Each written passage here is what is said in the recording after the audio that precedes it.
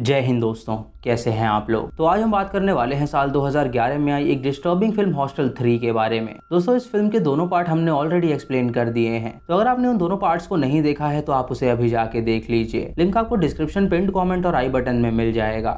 इस फिल्म की कहानी बहुत ही बढ़िया है, जो कि आपको बेहद पसंद आएगी और आपको ये बात पता चलेगी कि अमीर लोग अपने एंटरटेनमेंट के लिए डार्क वेब का कैसे इस्तेमाल करते हैं। फिल्म की स्टार्टिंग में हमें ट्राविस नाम का एक बंदा दिखाया जाता है, जो कि एक हॉस्टल में रहने आया था। जब वो रूम के अंदर आता है तो उसे एक कपल दिखाई देते हैं, जो कि वहां से निकलने वाले थे और वो अपने कपड़े इस्त्री कर रहे थे। वो उस लड़की को देख के काफी खुश हो जाता है, क्योंकि वो काफी सुंदर थी। तभी उस लड़की का बॉयफ्रेंड वहां पे आता है, जो कि उससे कहता है कि वो अभी यहाँ से निकलने ही वाले हैं और जब तक वो यहाँ पे हैं क्यों ना वो कुछ देर के लिए वाइन पिए। वो ट्राविस के लिए वोडका सर्व करता है, तो ट्राविस उससे कहता है कि वो किसी की दी हुई दारू नहीं पीता, बल्कि वो अपने साथ कुछ बियर लाया है, तो क्यों ना वो तीनों उसे पिए। वो कपल राजी हो जाते हैं और उसकी दी हुई बियर को पी लेते हैं और उसके बाद वो लड़की नहाने के लिए अंदर जाती है, जहाँ वो ट्राविस के सामने ही निवस्त्र होती है, जिससे ट्राविस को बहुत अच्छा लगता है। उसका बॉयफ्रेंड उससे कहता है कि वो जानता है कि उसकी गर्लफ्रेंड बहुत सुंदर है और कोई भी उससे नजरें हटा नहीं सकता। तभी उस लड़के को अपनी गर्लफ्रेंड के नीचे गिरने की आवाज आती है और वॉशरूम में जाके देखता है कि वो बेहोश हो गई है। ये देख के वो बहुत डर जाता है और ट्राविस को मदद करने के लिए बुलाता है, लेकिन ट्राविस उसकी मदद नहीं करता, क्योंकि उसने बियर में कुछ मिला रखा था, जिसकी वजह से वो टकला भी बेहोश हो जाता है। और हमें पता चलता है कि ट्राविस उस गैंग का मेंबर है, जो कि डार्क वेब पे लोगों को किडनैप करके उन पे टॉर्चर किया करते हैं। तभी ट्राविस अपनी टीम को बुलाता है, जो कि आईने के पीछे से निकलती हैं और उस कपल को उठा के अपने साथ ले जाती हैं। ट्राविस उस ग्रुप का मैनेजर होता है, जो कि काफी सालों से वहां पे काम कर रहा था और ये लास वेगस में था, जो कि स्लोवाकिया की ग्रुप की एक ब्रांच थी। फिर हमें स्कॉट नाम का बंदा दिखाया जाता है, जो कि अपने दोस्तों के साथ एक बैचलर पार्टी बनाने जा रहा था, क्योंकि अगले हफ्ते उसकी गर्लफ्रेंड से उसकी शादी थी। उसका दोस्त कार्टर वहां पे आता है, जो कि उसे रिसीव करने आया था और वो उसकी गर्लफ्रेंड से कहता है कि अगर वो नहीं होता तो वो उसकी होती। वो मजाक में उससे कहती है कि ऐसा नहीं हो सकता, क्योंकि वो तब भी स्कॉट से ही प्यार किया करती थी। वो सभी स्कूल से एक साथ पढ़ा करते थे और कार्टर बहुत ही अमीर आदमी था, जो कि ये ट्रिप स्पॉन्सर कर रहा था। स्कॉट ने एक बार अपनी गर्लफ्रेंड को चीट किया था, लेकिन उसने उसे माफ कर दिया था। उसकी गर्लफ्रेंड उससे कहती है कि आइंदा वो उसे कभी चीट ना करे, तो वो उससे कहता है कि वो चिंता ना करे, वो ट्रिप से जल्दी वापस आ जाएगा। उसके बाद कार्टर और स्कॉट अपनी कार में बैठते हैं और ट्रिप पे जाने के लिए निकल जाते हैं। कार्टर उसे बताता है कि वो लास वेगस जा रहे हैं ट्रिप मनाने के लिए। इधर उस कपल को जंजीरों से बांध के एक केज में रखा हुआ था और वो टकला बॉयफ्रेंड चिल्ला के कह रहा था कि वो उसकी गर्लफ्रेंड को चोट ना पहुंचाएं। तभी दो गार्ड्स वहां पे आते हैं, जो कि उसकी गर्लफ्रेंड को उठा के वहां से ले जाते हैं। इधर स्कॉट और कार्टर एक कसिनो में पहुंचते हैं, जहां उनके दो दोस्त डेविड और माइक उनका इंतजार कर रहे थे। उस कसिनो में स्ट्रिप डांस हो रहा होता है, जिसका वो आनंद लेते हैं और उसके बाद वो पत्ते खेलते हैं, जिसमें वो काफी पैसे जीतते हैं। जब वो बातें कर रहे होते हैं तो दो लड़कियां उन्हें देख रही होती हैं और कार्टर उन्हें इशारा करके अपने पास बुला लेता है। वो लड़कियां प्रोस्टिट्यूट होती हैं और उनसे पूछती हैं कि क्या उन्हें मजे चाहिए, तो कार्टर उनसे कहता है कि ये भी कोई पूछने की बात है। उनमें से एक लड़की स्कॉट को देखती है और उससे चेप होने लगती है और ये सभी कार्टर का प्लान था, ताकि स्कॉट को वो एंजॉय करवा सके, क्योंकि कुछ दिनों बाद उसकी शादी होने वाली थी। वो लड़कियां उनसे कहती हैं कि यहाँ से कुछ ही दूर पे एक क्लब है, जो कि एक सुनसान जगह पे है और वहाँ पे बहुत ही कम लोग आते हैं। वो क्लब बहुत ही बढ़िया है और वो सुंदर लड़कियों से भरा हुआ है, जहाँ पे जाके वो एंजॉय कर सकते हैं। कार्टर उनसे कहता है कि वो जल्दी से उस क्लब का उन्हें एड्रेस दे दे, तो लड़कियां उन्हें एड्रेस दे देती हैं और वो एक टैक्सी बुक करके वहां पे जाने लगते हैं। वो लोग देखते हैं कि वो टैक्सी ड्राइवर काफी शांत बैठा है और वो बिना जीपीएस के उन्हें उस एड्रेस पे ले जाता है। तो वो उससे पूछते हैं कि उसे इस एड्रेस का कैसे पता। वो ड्राइवर उनसे कहता है कि यहाँ पे बहुत सारे लोग आते हैं, जो कि वापस नहीं जाते, और सुन के उन्हें मजाक लगता है और बाहर निकल के वो क्लब का दरवाजा खटखटाते हैं। एक बॉडीगार्ड उनके लिए दरवाजा खोलता है और उनसे पूछता है कि उन्हें क्या चाहिए, तो वो बताते हैं कि उन्हें उन दो प्रोस्टिट्यूट लड़कियों ने यहाँ पे भेजा है। ये सुन के वो उन्हें अंदर इनवाइट करता है और स्कॉट देखता है कि वो टैक्सी ड्राइवर उसे घूर रहा है। इससे उसे काफी अजीब लगता है, लेकिन वो उसे नजरअंदाज करके अंदर चला जाता है। जब वो अंदर जाते हैं तो देखते हैं कि वो जगह बहुत ही गंदी है और तभी स्कॉट की गर्लफ्रेंड का उसे कॉल आता है, जो कि उससे पूछती है कि क्या वो ठीक है। स्कॉट उससे कहता है कि वो चिंता ना करे, वो बिल्कुल सही सलामत है। उसकी गर्लफ्रेंड उससे कहती है कि कहीं वो लड़कियों के साथ मजे तो नहीं ले रहा, तो वो उससे कहता है कि वो एक बार ऐसी गलती कर चुका है और वो दोबारा उसे खोना नहीं चाहता, इसीलिए वो दोबारा ऐसी गलती नहीं करेगा। सुन के उसकी गर्लफ्रेंड कॉल काट देती है और सोने चली जाती है। जब स्कॉट बात कर रहा था तो उसके दोस्त काफी आगे जा चुके थे। वो उन्हें ढूंढने लगता है और उनके पास जाने की कोशिश करता है, लेकिन तभी उस पर कोई हमला कर देता है और मास्क पहना के उसे चेयर पे बैठा के ले जाने लगता है। वो एक पाइप उसके मुंह में डालते हैं और उससे ढेर सारी दारू उसे पिलाते हैं, और जब वो उसकी आंखों से कपड़ा हटाते हैं तो वो देखता है कि वो क्लब में पहुंच चुका है, जहाँ पे निवस्त्र लड़कियां उसके ऊपर बैठ के एंजॉय कर रही हैं। ये देख के वो समझ जाता है कि ये सभी कार्टर का प्लान था। कार्टर उससे पूछता है कि उसे उसका सरप्राइज कैसा लगा, तो वो उससे कहता है कि ये उसके लिए बेस्ट सरप्राइज था। उसके बाद वो सभी खूब सारी दारू पीने लगते हैं और स्कॉट के साथ वो लड़की बातें करने लगती है। वो उसे अपने साथ अपने रूम में ले जाती है और उसे दारू पिलाती है। उसके बाद वो उसे किस करती है और उसके साथ इंटीमेट होना चाहती है, लेकिन स्कॉट उसे मना कर देता है कि वो ऐसा ना करे। वो उसे बताता है कि अगले हफ्ते उसकी शादी है और वो अपनी गर्लफ्रेंड को धोखा नहीं दे सकता। तो लड़की उससे कहती है कि इस बारे में किसी को कुछ पता नहीं चलेगा। स्कॉट उसे फिर भी रोकता है और उससे कहता है कि वो सिर्फ उससे बातें करना चाहता है।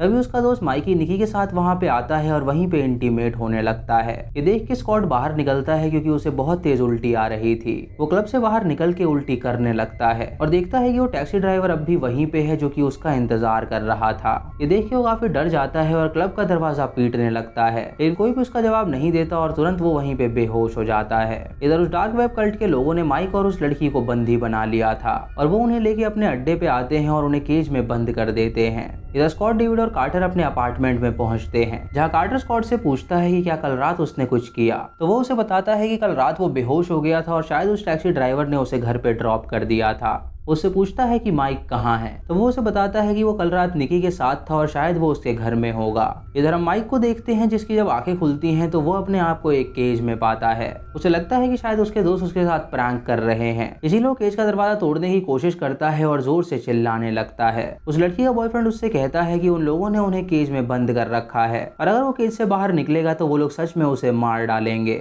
माइक ये सुन के हैरान हो जाता है और तभी 2 बॉडीगार्ड्स वहां पे आके उसे उठा लेते हैं। उन बॉडीगार्ड्स के हाथ में हम वही निशान देखते हैं जो हमें पार्ट 1 और पार्ट 2 में दिखाए गए थे। वो सभी हंटिंग एलाइट क्लब के मेंबर थे और वहां पे वो उसे शो के लिए ले जाते हैं। वो उसे एक रूम में बंद कर देते हैं और पर्दा हटाते हैं, जहाँ पे कई सारे अमीर लोग बैठे होते हैं जो कि बिडिंग कर रहे थे। उन्हें ये प्रेडिक्ट करना था कि वहां पे बुचर आके उसे कौन से इंस्ट्रूमेंट से मारेगा और जो भी सही गेस करेगा उसे ढेर सारे पैसे मिलेंगे। तभी वहां पे एक बुचर आता है जो कि अपने साथ ढेर सारे इक्विपमेंट्स लेकर आया था। माइक उससे कहता है कि उसने उसका क्या बिगाड़ा है जो वो उसे मारना चाहता है। वो बंदा अपने बैग से एक मास्क निकालता है और उसके सर पे लाइंस खींचता है, मानो कि वो उसके मुंह की चमड़ी उखाड़ने वाला हो। माइक उससे कहता है कि उसके बीवी और बच्चे हैं तो वो उसे ना मारे, क्योंकि उसके मरने के बाद वो लोग कहाँ पे जाएंगे। ये सुन के वो उसके मुंह में एक बॉल ठूस देता है ताकि वो कुछ बोल ना पाए। तभी वो एक स्क्रू ड्राइवर लाता है और उससे उसको मारने जाता है, लेकिन माइक को उल्टी आ जाती है जो कि उसके मुंह पे थूक देता है। ये देख के उस बुजुर्ग को गुस्सा आता है और वो एक नाइफ उठाता है। वो तुरंत उसके मुंह की चमड़ी निकाल देता है, जिससे माइक को बहुत दर्द होता है और उसके बाद वो उसके मुंह की चमड़ी को सबको दिखाता है, जिससे सभी लोग तालियां बजाने लगते हैं। ब्लड लॉस होने की वजह से माइक की वहीं पे मौत हो जाती है और ये शो देख के सभी अमीर लोग काफी एंजॉय कर रहे थे।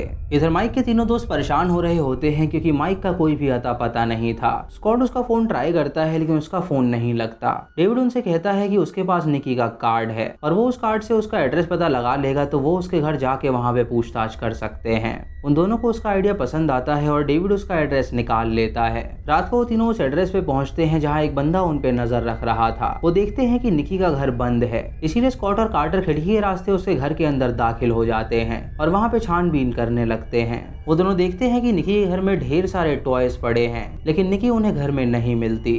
तभी उन्हें बाहर से कुछ आवाज आती है तो वो बाहर देखने जाते हैं, जहाँ से डेविड गायब हो चुका था और उसकी छड़ी वहाँ पे गिरी हुई थी। ये देख के वो हैरान हो जाते हैं और सोचते हैं कि आखिर उनका दोस्त कहाँ पे गया। तभी निकी की दोस्त अपने दोस्त के साथ उन पे हमला कर देती है और वही बंदा था जो कि उन पे नजर रख रहा था। उनसे पूछती है कि निकी कहाँ पर है, तो वो उसे बताते हैं कि वो यहाँ पे निकी से पूछताछ करने आए थे क्योंकि उनका दोस्त माइक भी उस क्लब से गायब हो गया है। ये देख के वो दोनों मिल जाते हैं और उसी क्लब में वापस जाने का फैसला करते हैं, जहाँ से उन्हें पता चल सकता था कि उनके दोस्त आखिर कहाँ पे हैं। फिर हमें निकी दिखाई जाती है जिसको ट्राविस ने बंदी बना लिया था। वो उसके लिए ड्रेस सिलेक्ट करता है जिसे वो शो पे पहन सके और वो अपने बॉडीगार्ड से कहता है कि ये ड्रेस उसे पहना के जल्दी से शो पे ले जाएं। उसके बॉडीगार्ड उसे वो ड्रेस पहना देते हैं और उसके बाद उसे शो पे ले जाते हैं, जहाँ पे एक बुचर आता है जो कि उस लड़की से कहता है कि वो बिल्कुल ना डरे, वो उसके साथ कुछ ऐसा करेगा जिससे उसे ज्यादा दर्द नहीं होगा। वो एक लिक्विड निकालता है और उसके मुंह पे स्प्रेड कर देता है और उसके बाद वो एक जार से पर्दा हटाता है जिसके अंदर ढेर सारे कीड़े थे। उसका ये शो ढेर सारे अमीर लोग देख रहे थे और एंजॉय कर रहे थे। उन सारे कीड़ों को वहाँ पे डाल देता है जो कि उसके मुंह के अंदर घुस जाते हैं और अंदर से उसे बुरी तरह खा लेते हैं, जिससे निकी की मौत हो जाती है। इधर वो चारों अपनी गाड़ी में होते हैं जो कि उस क्लब के पास जा रहे थे। निकी दोस्त उन्हें बताती है कि ये वेगस बहुत ही बेकार जगह है क्योंकि यहाँ पे जो कुछ भी होता है बाहर की दुनिया में किसी को कुछ पता नहीं चलता। इधर ट्रैविस निकी की बॉडी देखता है जो कि अब मर चुकी थी। वो माइक के फोन से उसकी फोटो लेता है और उसके दोस्तों को भेज देता है और ये मैसेज भेजता है कि वो निकी के साथ है और वो सो रही है। उस मैसेज को देख के वो सभी हैरान हो जाते हैं और उन्हें यकीन होने लगता है कि शायद वो उसी के साथ है, लेकिन फिर भी वो चेक करने के लिए चाहते हैं कि वो उस क्लब के अंदर जाएं। वो सभी उस क्लब के अंदर जाते हैं पूछताछ करने के लिए, लेकिन डेविड कार में ही रुकता है क्योंकि उसकी टांग में बहुत तेज दर्द हो रहा था। वो हॉस्टल के एक रूम में जाते हैं और उन्हें लगता है कि शायद माइक वहां पर है, लेकिन तभी कांच के पीछे से कुछ लोग आते हैं जो कि उन पे हमला कर देते हैं और उन्हें बेहोश करके एक काली बन्नी में पैक करके अपनी गाड़ी में रखने लगते हैं। डेविड जब उस कार के बाहर देखता है तो उसे काफी अजीब लगता है और वहां पे जाता है पूछने के लिए कि आखिर वो लोग क्या कर रहे हैं। तभी उसके सामने ट्रैविस आता है जो कि उससे कहता है कि उसके दोस्त उसे अंदर बुला रहे हैं, लेकिन डेविड उससे पूछता है कि वो कौन है और उसे उससे क्या चाहिए। तभी ट्रैविस उसके मुंह पे स्प्रे कर देता है और डेविड अपनी छड़ी से उसके मुंह पे वार करता है, लेकिन ट्रैविस उसे बुरी तरह पीटता है जिससे वो बेहोश हो जाता है और उसके बाद वो लोग उसे भी पकड़ के अपने साथ ले जाते हैं। जब उन सबकी आंखें खुलती हैं तो वो अपने आप को उसी केज में बंद पाते हैं जहाँ पे वो टकला बॉयफ्रेंड अब भी जिंदा था और वो उनसे कहता है कि वो अब जिंदा नहीं बच सकते। सबसे पहले बॉडीगार्ड्स डेविड का केज खोलते हैं और उसे पकड़ के अपने साथ ले जाते हैं और तभी कार्टर उन पे चिल्ला के कहता है कि अगर उनमें हिम्मत है तो वो उसके पास आए। एक बॉडीगार्ड उसके पास आता है तो वो अपनी शर्ट उठा के उसे इलाइट क्लब का टैटू दिखाता है। ये देख के वो बॉडीगार्ड समझ जाता है कि ये उनका ही मेंबर है, इसीलिए वो उसके लिए ताला खोल के उसे बाहर निकालता है। स्कॉट उससे पूछता है कि ये सब क्या था, तो कार्टर उससे कहता है कि थोड़ी देर में उसे सब पता चल जाएगा। कार्टर ट्रैविस और उसके बॉस से मिलता है जहां उसका बॉस उससे माफी मांगता है इनकन्वीनियंस के लिए। वो उससे कहता है कि उसे नहीं पता था कि वो इस ग्रुप का मेंबर है। कार्टर उनसे पूछता है कि वो उसके दोस्तों के साथ क्या करेंगे, तो वो बताता है कि वो लोग जिन्हें भी किडनैप करते हैं उनको मरना ही होता है और अगर इस बात से उसे कुछ दिक्कत है तो वो उसे कंप्लेन करे। वो उसी कंप्लेन आगे स्लोवाकिया में फॉरवर्ड कर देगा जो कि हेड ब्रांच है। स्लोवाकिया का नाम सुन के कार्टर बहुत डर जाता है क्योंकि अगर उसकी कंप्लेन वहां पे जाती तो वो लोग उसे मार डालते। वो उससे कहता है कि उसे कोई दिक्कत नहीं है और वो लोग उसके सच्चे दोस्त नहीं हैं, इसीलिए वो चाहता है कि वो मर जाएं। इधर डेविड को वो लोग शो पे बांध देते हैं और तभी वहां पे एक लड़की आती है जो कि उसे टॉर्चर करती है। उसने बहुत ही डरावना मास्क पहना हुआ था और डेविड उससे कहता है कि वो उसे कुछ ना करे। वो लड़की ढेर सारे तीर उसके सीने में घुसा देती है जिससे डेविड की मौत हो जाती है। ये शो कार्टर भी देख रहा था लेकिन उसे अपने दोस्त के लिए जरा भी बुरा नहीं लगता। तभी ट्रैविस वहां पे आता है और कार्टर से कहता है कि अब उसके शो की बारी है तो वो तैयार हो जाए। अब स्कॉट की बारी थी तो वो बॉडीगार्ड्स आके स्कॉट को उठा के ले जाते हैं। वो उसे उसकी शादी का टक्सीडो पहनाते हैं और उसके बाद उसे बुचर रूम में ले जाके बांध देते हैं। तभी वहां पे कार्टर आता है जो कि उसे बुचर करने आया था।